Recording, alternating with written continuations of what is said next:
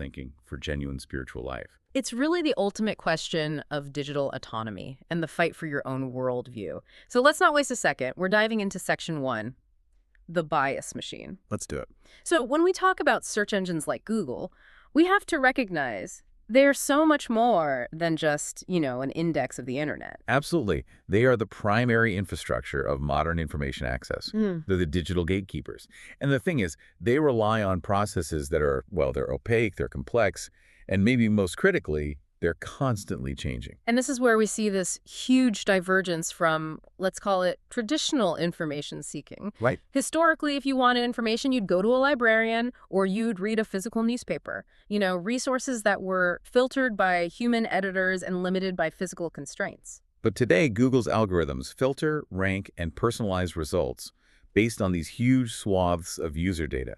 And that leads directly to the phenomenon we now call filter bubbles. And for anyone who isn't familiar, a filter bubble is essentially a state of, intellectual isolation. It's where algorithms curate content specifically designed to reinforce what you already believe. They just give you what they think you want. Exactly. And if these bubbles are allowed to fully form, they can provide pathways for alternate realities.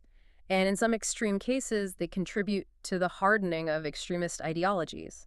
And the academic sources we have today, they're really trying to untangle whether these bubbles are a failure of the algorithm, a failure of human cognitive bias, or, as they strongly suggest, both working together. A perfect storm. A perfect storm. To unpack this, we need to look at a really comprehensive, compelling study that audited Google's search bias using a specific and very contentious topic: abortion. And they chose this because it's so politically polarizing, right? It carries these deeply held moral convictions on both sides. Precisely. And the timing of this study was just crucial. It was fielded around June 2022. Okay, so right after the Supreme Court's decision to overturn Roe v. Wade. Exactly. Which meant the search volume on the topic was spiking.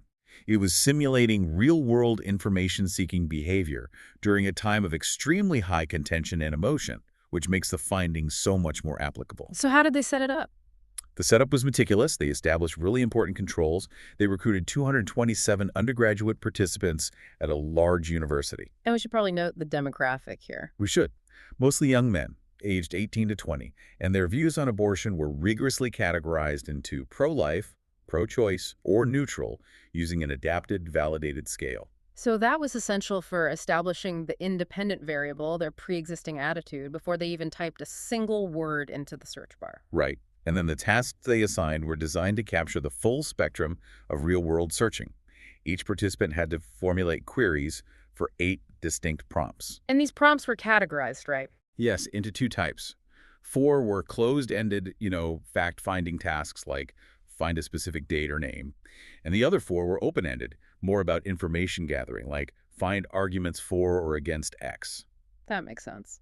And crucially, the prompts covered political topics related to abortion, but also non-political topics, like the example we just used, how long to roast a chicken. The chicken query. The chicken query, and also specific scenarios involving misinformation, like searching for information about the alleged link between abortion and increased breast cancer risk. So that distinction between the closed-ended fact-finding and the open-ended information gathering, that's key. Because it tests where our own cognitive bias has the most room to influence the search query itself. That's exactly it. So when the researchers asked that first research question, -RQ1, do individuals with opposing attitudes actually get different search results?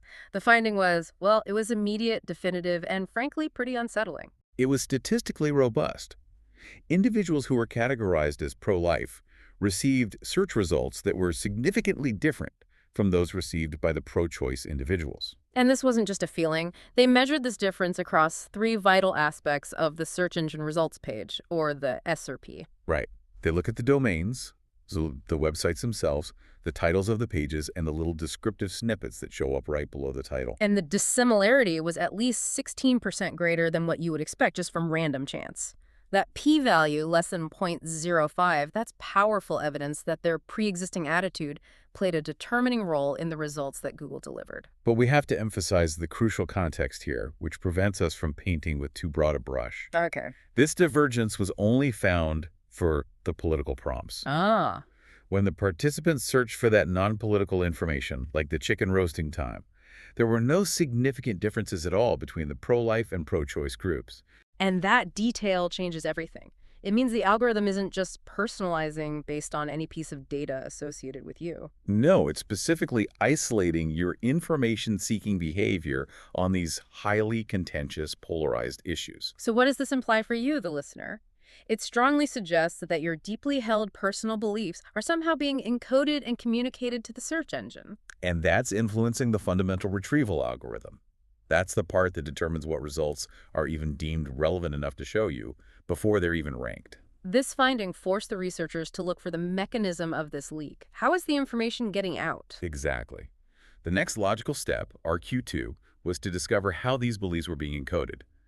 Were users explicitly typing biased or emotional language into the search bar, or was the signal way more subtle? So they analyzed the search queries themselves computationally using some really cutting-edge linguistic tools. They did, and they categorized the linguistic features of the queries into three main groups: vocabulary, style, and semantics. Okay, let's take a moment to understand what those tools actually did, because this is where the real depth of the study lies. Absolutely. So for vocabulary, they use something called TF-IDF. It stands for Term Frequency Inverse Document Frequency. Right. In simple terms, this tool measures how important a specific word is to a particular search query relative to how common that word is across the entire language. It flags unique, attitude-signaling words. Okay, so think of it this way for you at home. If everyone searches for the word abortion, that word has a low TF-IDF score because it's just everywhere. It's common. Right. But if one group frequently uses the word unborn and the other group frequently uses the word fetus, those words get a higher score because they're unique to that group's phrasing. They signal an internal lexicon. Perfect analogy. Then for style, they use tools like LIWC, which is linguistic inquiry and word count, that gauges things like emotionality, thinking styles, even tentative language. And they also used NLTK, the natural language toolkit, for just standard parts of speech. This was testing how the person was writing. And the third one was semantics. Right. For semantics, they use something called fast text embeddings. This is a powerful machine learning technique that represents words as vectors in space. Words with similar meanings cluster together. So like dog, puppy, and canine would all be really close together in that vector space. Exactly. And this was designed to measure the true meaning of the query text and its distance from the core concepts of pro-life and pro-choice. So what was the big finding? Now, here is the crucial, really counterintuitive finding. When they compared the queries formulated by participants with opposing attitudes, they found that users wrote queries with very similar semantics, similar meaning, and similar writing styles. Wait, really? So they were trying to find information about the exact same core topic? The exact same topic. But the choice of vocabulary, the specific words, the unigrams, the bigrams, that was significantly different. And this difference was strongly regulated by their pre-existing attitudes. And it was most pronounced in those open-ended information-gathering searches where you have more freedom in how you phrase your question. Let's elaborate on that a bit. Why did vocabulary matter, but semantics didn't? It tells us something really fundamental about how Google's algorithm probably processes our language. It does. Semantics, the pure meaning, suggests intent. I want to know about the consequences for illegal practices. Both groups had the same semantic intent. But the vocabulary, that's the texture of the language. It's the emotional or ideological wrapping around that intent. Exactly. It's the difference between asking, what happens if a doctor loses their license for a specific procedure, which is pretty neutral, versus something like, what punishment does a murderer doctor receive for their illegal sale of fetal tissue, which is obviously loaded with biased vocabulary. The underlying informational need is identical, but the vocabulary choice, the specific bigrams you use, is implicitly coded by your pre-existing attitude. And the study gave specific illustrative examples. When searching for information on a doctor facing consequences for illegal practices, the pro-life group often used bigrams like doctor loses license or Planned Parenthood illegal sale. Okay. The pro-choice group, looking at a similar underlying event, might use vocabulary like doctor fired for abortions or fetuses Planned Parenthood. The machine recognizes these vocabulary differences as distinct ideological signals. This is the part that gives us the definitive mechanism, the mediation analysis. Yes. They modeled the chain of influence. Attitude leads to query vocabulary, which leads to search results. If attitude directly caused the difference in results, the model would find a direct link. But if it was only indirect, it would find a mediator. And the result was crystal clear. There was no significant direct effect of a person's attitude on the results. So you aren't getting different results just because you checked a pro-life box on a profile you set up a year ago. Not directly, no.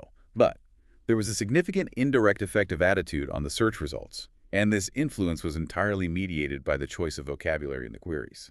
So to synthesize this fascinating finding for you, your attitude isn't explicitly coded and sent to the search engine. Right. But it is communicated implicitly through the subtle, subconscious, attitude-aligned words you choose when you formulate a query. That implicit linguistic cue then acts as a significant mediator, like a secret handshake, that influences the retrieval algorithm to present divergent search results tailored specifically to your worldview. Which naturally pushes us to the question of personalization. Does the algorithm only respond to the current query, or does it also leverage years of your search history? RQ3 explicitly investigated this by repeating the search process in a highly controlled lab environment. Okay, so they use blank user profiles. No prior search history, no cookies, no personalization signals. They were trying to isolate the power of vocabulary alone. They were. And even in this sterile environment, the influence of the attitude-encoded queries on the results remained significant. It confirmed the inherent power of that implicit vocabulary. But here's the critical data point that separates the passive personalization from the active signal. Yes. When search history and personalization were removed, the model's ability to explain the variance in search results decreased by 45%. 45%? That's a huge drop. It's massive.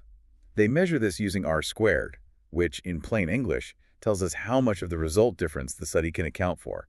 It dropped from 0.5, meaning they explained half the difference, down to just 0.3. So let's explain what that 45% drop means for the average user, for you listening. It means that while the words you type right now are important, Very important. the passive signals, your past behavior, your clicks, your location, the things you didn't click on, that accounts for nearly half of the divergence you see in your results. And this synthesizes the filter bubble mechanism just beautifully.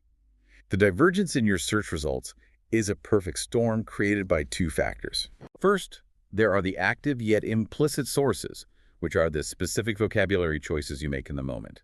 And second, there are the passive sources, which are all those personalization signals derived from your search history and user profile. The passive cues are the invisible, powerful mediators that fill in the rest of the variance, reinforcing that original signal. And the final piece of this puzzle was RQ4. Does Google actually serve you results that reinforce these pre-existing attitudes? And the answer was a definitive yes. It confirmed the profound filter bubble effect on both source credibility and semantic framing. The ideological congruency was stark. Using established media bias metrics, they found that pro-life participants were significantly more likely to be presented with results from right-biased news sources. And conversely, pro-choice participants were significantly more likely to see left-biased sources. The algorithm isn't just showing you information, it's choosing which ideological framework to deliver it through. And beyond that, the semantic interpretation of the titles and snippets also showed significant ideological congruency. That's right. So even if a participant's current query was not explicitly related to their attitude, say they were searching for a neutral historical fact, the surrounding context in the titles and snippets still aligned with their beliefs. The algorithm was actively filling in the ideological blanks for them. And we have to pause here for a really serious credibility warning that demands our attention. We do. When participants with pro-life attitudes searched that specific misinformation prompt, the one about the breast cancer link, they showed a disproportionate distribution of low credibility sources in their results. And that finding is the true danger signal. Why would this group be more vulnerable to low credibility sources? The research suggests this is a consequence of personalization. When a user continually signals a strong ideological commitment through implicit vocabulary and search history, the collaborative filtering process groups them with other users who share that strong commitment. And if that group happens to be interacting heavily with sources that peddle sensationalist or poorly vetted claims that reinforce their views, then the algorithm interprets engagement clicks, time on page as relevance, regardless of journalistic integrity. But the key here is that this finding, this distribution of low credibility sources, it disappeared entirely when the searches were repeated in that controlled lab environment without personalization signals. That's the smoking gun. It definitively points to the accumulated search history, the invisible hand of the user profile, as the culprit in directing users toward less credible, sometimes conspiratorial information on contentious topics. So what we have is a complete algorithmic feedback loop. Our own cognitive bias leads to implicit vocabulary choices. That choice signals the algorithm. And the algorithm, combined with our passive personalization history, reinforces our existing beliefs, steers us toward an ideologically congruent and sometimes less credible set of sources. Creating what the paper called an alternate information-seeking reality. The machine is not just passively reflecting our world, it is actively, dynamically shaping it, often against the standard of objective truth. And that brings us from the political arena of Google search to the deeply personal and formative landscape of social media. Right. We need to shift our focus now to platforms like Instagram, TikTok, YouTube, where the algorithmic influence isn't just about which website you read, it's about the very core of how you think and what you believe on a spiritual level. The environment here is fundamentally different, and it's because of two factors: saturation and consumption rate. Saturation. Yeah. The data shows that, particularly for younger generations, we're talking Gen Z, they spend roughly 9 hours a day online. 9 hours? 9 hours. And over 62% of the information they retain is derived from these social applications. This isn't just entertainment. For many, this is the primary source of their moral and theological formation. The sources refer to these social media apps as a Trojan horse. They're designed with these meticulous tracking mechanisms to custom tailor the user experience, often cloaking the intent of constant modification under the guise of... And the result is a controlled, one-sided view of information that is hyper-personalized, often eliminating any complexity and nuance. This is not a neutral process. The algorithms are specifically designed to maximize engagement, and in doing so, they subtly, incrementally change your disposition concerning biblical and theological truths over time. It's a kind of psychological drift, but one that's driven by metrics. And we also have to consider the accelerator effect of content formats like Reels, Shorts, and Stories. Right, the short-form content. The information flow is rapid, it's constant, and it's inherently bite-sized. This accelerates consumption, which reduces your attention span, and crucially, it compounds those subtle informational changes over time, swaying your rationale concerning core Christian doctrine. So if you only ever encounter theology in 30-second bursts that are designed for maximum emotional impact, your capacity for complex, sustained contemplation just diminishes. And this rapid, emotionally charged delivery is often mediated by what the sources call the influencer paradox. The influencer paradox. Yes. Religious influencers have become a new type of third-party endorser, often seen as a replacement for traditional clergy, and they gain what the sources bluntly call unearned credibility, simply because they have a large following and good aesthetics. That perceived expertise is precisely where the danger lies. It is. The sources emphasize that a vast majority of these religious influencers are not trained in philosophy or hermeneutics or systematic theology.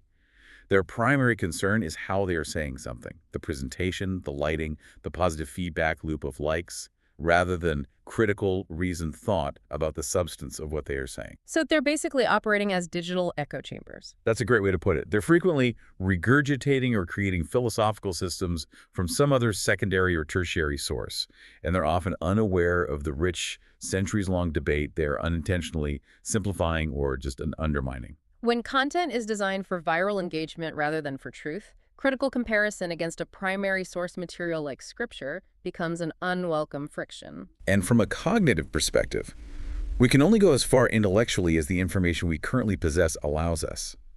If that information is coming primarily from these rapid secondary sources that are filtered by an engagement-driven algorithm, well, the well of critical, deep thought dries up. Leaving you susceptible to appealing but ultimately hollow theological claims. And the psychological impact is well documented.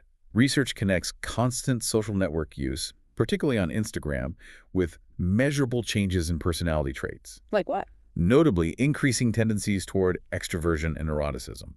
Furthermore, studies have shown that non-clinical interventions delivered via smartphones can successfully change personality traits and beliefs in a specific, targeted direction. So the platform is not just a tool, it is a psychologically formative environment. And this algorithmically manufactured informational flow leads directly to a reliance on emotional reasoning. Because the algorithm provides this controlled, one-sided view, the spiritual filter bubble, you default to your emotional response or your intuition as the primary source of truth, often disregarding objective facts, historical context, or traditional authorities. So the individual experiences this acute internal conflict. The desire to solidify their established, often traditional belief system clashes with this overwhelming desire for uniqueness and social acceptance from the digital community. That tension drives individuals to adopt additional, often conflicting values that allow them to fit in with the digital mainstream while still claiming a connection to their faith. And crucially, the perceived authority of a post on social media comes entirely from the algorithm, which means it's based on individual interaction, likes, the desire for social acceptance, not the intrinsic validity of the substance. Right. When credibility is based on follower count instead of sound theology and reasoned debate, critical thinking just fades. The user becomes unwilling to question the post because they fear appearing dogmatic, intolerant, or socially unacceptable to this digital subculture they now prioritize. This leads us to a profound state described in the sources as epistemic anxiety. Let's unpack that. Epistemic relates to knowledge and how we know what is true. Anxiety is, fear and distress. So epistemic anxiety occurs when the self-aware user becomes conscious of the tension between traditional, often exclusivist Christian values regarding, say, gender, the sanctity of life, the singularity of the gospel message, and the values being relentlessly pushed by the dominant digital culture. And this tension is agonizing. It generates profound doubt. It leads to questioning your identity, resentment toward the traditional church, and this constant state of fear or anxiety about being perceived as on the wrong side of history. And this distress, this anxiety, it fuels the acceptance of heretical doctrines or the adoption of overly progressive theology because the primary goal shifts from truth-seeking to anxiety reduction. To cope with this internal trauma, the Christian individual may default to different forms of what's called virtue epistemology. Instead of judging the truth of the claim, they judge the virtue of the messenger. Okay, so they move toward virtue responsibilism, focusing on the motivation of the influencer. This person seems so genuinely nice and open-minded, they must be right. Right. Or they move to virtue reliabilism, trusting the influencer's follower count or platform metrics as proof of authority. Millions of people follow them, so they must be reliable. And the outcome is often the same. The user compromises core beliefs in the hopes that open-mindedness prevents them from appearing dogmatic or offensive in the eyes of their digital subculture, mistaking tolerance for truth. In short, the algorithm, fueled by AI, promotes this passive psychological secularization across the spiritual landscape. This push toward theological liberalism, doubting Scripture's reliability, accommodating secular views, it's driven primarily by the need for social acceptance and the desire for uniqueness, continually misleading individuals toward a state of spiritual drift if it's left unchecked. We've established the mechanisms of algorithmic bias in politics and the erosion of critical thinking in faith. So now we have to pivot to the crucial question. How does the established church respond to this? And what is the legitimate role of technology, especially advanced AI, in the process of spiritual discipleship? We have to first frame this within its proper historical context. We're operating within what's called the Fourth Industrial Revolution, or 4IR. A new phase of the digital age. It is. It involves the convergence of technologies, the Internet of Things, artificial intelligence, big data, hyperconnectivity. This integrated intelligence environment offers unparalleled instant access to information, which should, in theory, accelerate learning. But despite this immense technological capability, there is a recognized serious gap. A huge gap. Yeah. Globally, the need for discipleship is cited as the #1 gap in opportunity in fulfilling the Great Commission. And what's even more alarming is a study revealing that only 1% of American church leaders believe they are effectively discipling new and young believers today. 1%. 1%. This means the technology that is actively forming our youth social media is not being effectively utilized by the church for discipleship. Right. Many churches embrace digital tools, but they're overwhelmingly used for evangelism, marketing, church growth. They are not being leveraged for the challenging, deep, inconvenient work of formation and spiritual accountability. But the characteristics of this new digital age do present some unique opportunities for discipleship if they're used intentionally. They do. Firstly, there is the decentralization of information power. The internet allows believers from all walks of life lay people, not just academics, to contribute their perspectives and insights. So this polycentric communication model theoretically leads to a healthier community of discipleship, diversifying spiritual wisdom beyond just the pulpit. Though, as we noted earlier, we have to acknowledge the counter-movement, the re-centralization of information power in the hands of these privately owned meta platforms like Meta and Google. Which are definitely not value neutral. Not at all. And they frequently tilt their algorithms away from traditional or challenging Christian ways of life, sometimes even censoring or deranking beliefs that are deemed politically incorrect. Secondly, advanced technology inherently overcomes the barriers of time and geography. It does. And this enables immediate connection with the global church, allowing believers to share personal narratives of faith, which are powerful tools for inspiration, challenge, and identification. Perhaps the most compelling opportunity lies in access to what the sources call tender places. I love that phrase. Me too. Because digital avenues allow for more privacy and perceived anonymity, they circumvent the bystander effect. People are often more open online to considering difficult, often socially unacceptable struggles, things they would never say in person.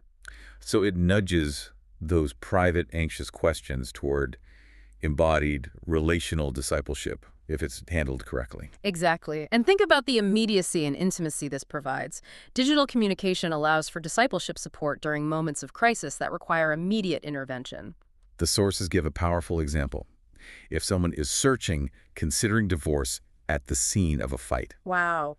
the digital avenue offers immediate support and connection that would be time prohibitive if they had to wait hours to call a church leader or a counselor. And finally, there is just the scale. The scale is massive. Digital platforms offer incredible range and frequency. They reach more people faster, and they allow for daily peer-to-peer encouragement and connection, a level of frequency that is impossible or just invasive to attempt solely in person. So it combats the isolation that often accompanies the digital age, fostering a sense of belonging to the global church. But these opportunities are tethered to significant challenges that threaten the authenticity and depth of spiritual growth. The first major peril is what's called digital Gnosticism. That's a powerful analogy. Historically, Gnosticism elevated secret knowledge over physical reality and action.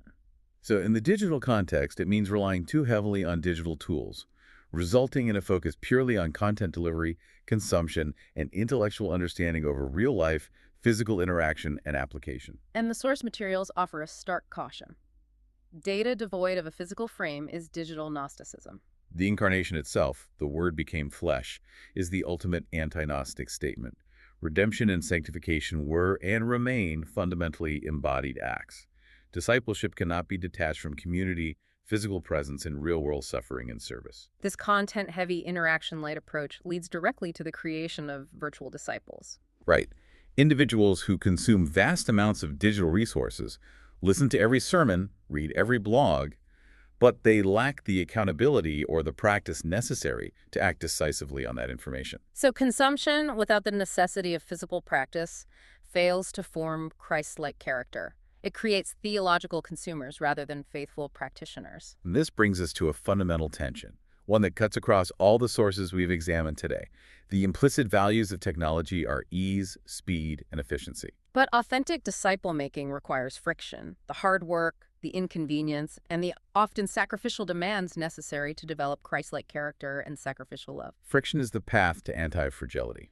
Something that is anti-fragile gets stronger when it's exposed to stress or difficulty or disorder. So if the algorithms are constantly offering you the path of least resistance, the easy answer, the reinforcing opinion, they're actively working against the spiritual growth that requires difficulty and self-denial. Therefore, the digital world is a powerful formation machine that must be approached with immense caution.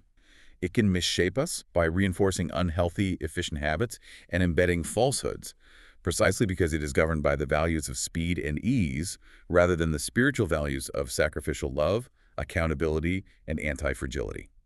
Let's move to the ultimate formation frontier, artificial intelligence. The sources confirm that AI fundamentally challenges traditional understandings of the human soul and spirituality. The rise of techno-religion, the idea that technology is the path to human transcendence, illustrates how these spiritual and mystical narratives often emerge in response to new, transformative technology. So we need to be precise about what AI is not. We do. AI is not a metaphor, It's a new kind of intelligence that augments human intelligence. But importantly, it is not currently conscious or autonomous. It processes data based on its programming and its immense data sets. And understanding that distinction is critical for understanding our relational and spiritual limits with it. Yes. The researchers use a powerful analogy to clarify our relationship. Are we interacting with AI as an assistant, or are we trying to treat it as a friend? Okay. Working with AI is analogous to hiring someone. For example, hiring an AI tutor to help you with coding or language learning. Even if the AI tutor's empathy is simulated, meaning it only mimics care, it can still be helpful in achieving a specific goal. You're utilizing a tool for augmentation. But attempting to befriend an AI to grant it the status of a relational soul-bearing peer is labeled a performative contradiction. It's like hiring a professional friend or a therapeutic companion. While there are AI therapy apps, the relational depth, the shared vulnerability, and the existential risk necessary for true spiritual direction or companionship are simply absent. And that absence points directly to the fundamental theological and philosophical limits of AI spirituality. It does. The sources emphasize that AI lacks several uniquely human characteristics. It lacks intuition, genuine relational depth, and subjective experience. It cannot feel. Critically, the sources emphasize that AI lacks the ability to experience suffering. And without the capacity for suffering, AI cannot develop genuine compassion. Furthermore, suffering is the gateway to profound spiritual knowledge in many traditions. Thus, AI cannot achieve enlightenment in the Buddhist sense, which is often rooted in understanding and transcending suffering. And from a Christian perspective, particularly the Eastern Christian tradition, AI cannot achieve theosis. Right, that participation in the divine life. This is a crucial point. Theosis requires three things: synergy with divine grace, personhood rooted in relational communion, and love as a transformative sacrificial energy. AI operates on deterministic algorithms. It lacks the freedom of will, the relational depth, and the consciousness necessary to achieve union with the divine. This opens up profound theological and ethical reflection on the nature of AI itself. Is AI a continuation of the divine logos, the rational principle of the cosmos, merely processing complexity and uncovering the interconnectedness of reality in a new way? Or is it a sophisticated illusion of divine wisdom, lacking depth, intentionality, and consciousness? If we view it as an illusion, we risk succumbing to technological Gnosticism, replacing divine order and human stewardship with complex algorithmic structures.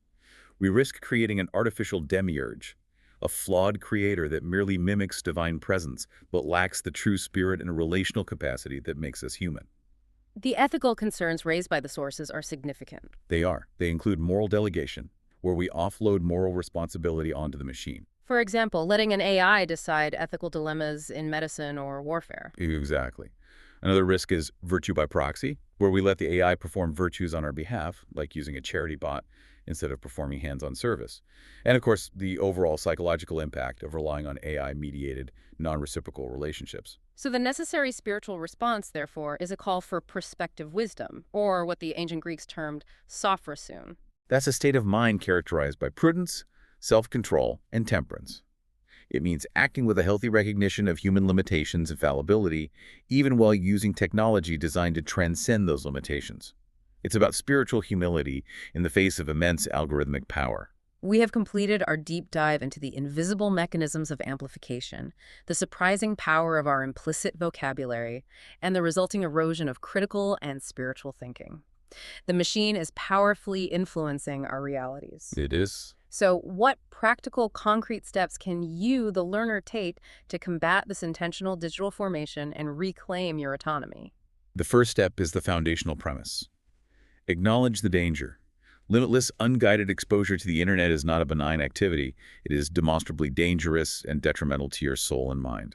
And the sources make it clear that even the secular world educationists and psychologists is deeply alarmed at the destructive aspects of social media, with many strongly advocating for severe restrictions or outright bans for children. So if the secular world is raising the alarm, then those of us focused on spiritual formation must be far more serious about safeguarding our minds and our spirits. We have to sense the danger that our devices pose to our identity and our ability to think critically and complexly. Once that danger is sensed, the path forward is one of intentional accountability, centered on a biblical principle: the construction of a boundary. This means building a wall of separation from the world's destructive, efficient influence much like Daniel and his friends resisted the dietary and cultural enslavement of Babylonian culture. We are called to thrive against the default settings of the digital world, not simply flow with its current. And this boundary must be concrete, not just an abstract intention. The sources urge young people and couples to maintain a practical accountability clause. What does that look like? For example, ensuring that parents until married, or a spouse once married, has unhindered access to biometric locks, PNs, and passwords. This is a practical, modern response to Proverbs 4.23, guarding your heart, by ensuring there are multiple layers of protection against accessing harmful content or falling into sin. It sounds like a radical measure in a culture that worships privacy. And it is. But the necessity of friction and accountability outweighs the culture's demand for absolute, unmonitored freedom. We need concrete discipline in our daily habits. And the sources provide several targeted tips for digital discipline that cut straight through the algorithmic noise and prioritize human presence over virtual efficiency. First and foremost is the spiritual command to guard your heart. We are reminded of Proverbs 4.23. Keep your heart with all diligence, for out of it spring the issues of life. Which means being profoundly mindful of every single piece of content you consume, online biased news, emotional theological content, even casual entertainment, and how it tangibly affects your thoughts, beliefs, and emotional state. You are the gatekeeper. Next, we have to set boundaries. This requires intentional control over your gadget use. Disable or severely reduce notifications. Stop allowing the machine to determine when you pay attention. And establish tech-free zones. This could mean turning off devices during family dinner or setting aside specific altar time for devotion and prayer.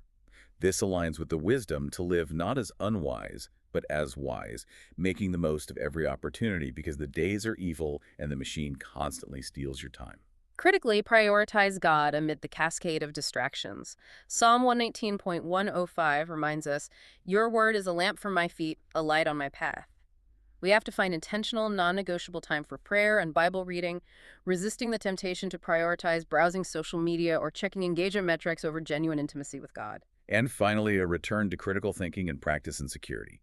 Do not accept everything you find online, no matter how engaging the influencer or authoritative the website title seems. You have to cross-check what you find, whether it's political news or theological claims, with primary source scripture and your local embodied community leaders. And furthermore, we must treat every single click as a serious moral and security decision. Never click on a link forwarded by an unknown person. Such a click can be used to drain bank balances or compromise your entire digital life. Be highly cautious with pop-up windows and suggested posts. The sheer impact and compromise resulting from one careless click is far greater than we imagine, not just financially, but spiritually, as it feeds the very algorithm we are trying to escape. So to synthesize the core findings of this deep dive, the algorithmic age creates personalized realities that dramatically diverge based on your attitude. First, we confirm that algorithms present significantly different search results based on your political attitude, but only for political queries, not neutral ones. Second, the crucial hidden mechanism is our own unintentional vocabulary choice, which serves as the implicit ideological signal to the machine. Third, personalization and search history amplify this bias by nearly 50%, leading to profound ideological congruency and sometimes directing you toward demonstrably low credibility sources, reinforcing dangerous epistemic bubbles. And fourth, when you apply this to the spiritual realm, this feedback loop erodes complex critical thinking, replacing theological depth and the acceptance of difficult truth with emotional reasoning driven by the desire for quick acceptance and ease. The central takeaway here is that the problem is not just external bias from the platform. It's a symbiotic relationship. It's how our own implicit subconscious cues, the very words we choose, are utilized by the machine's collaborative filtering to actively and precisely construct our personal information bubble and dictate our spiritual formation. The digital age offers overwhelming ease and efficiency in seeking information and connection. It's convenient, yet the sources that analyze the necessity for genuine discipleship define true character development as requiring friction, anti-fragility, and sacrificial accountability. So here's the final provocative thought for you to carry into your week. If the algorithms consistently offer you the path of least resistance, reinforcing what you already believe, catering to your unique desires, and demanding nothing more than a click, are you truly gaining knowledge and spiritual depth, or are you simply forfeiting the hard work required for authentic transformation? What intentional friction, what point of resistance will you build into your digital life this week? Until next time. Stay wise.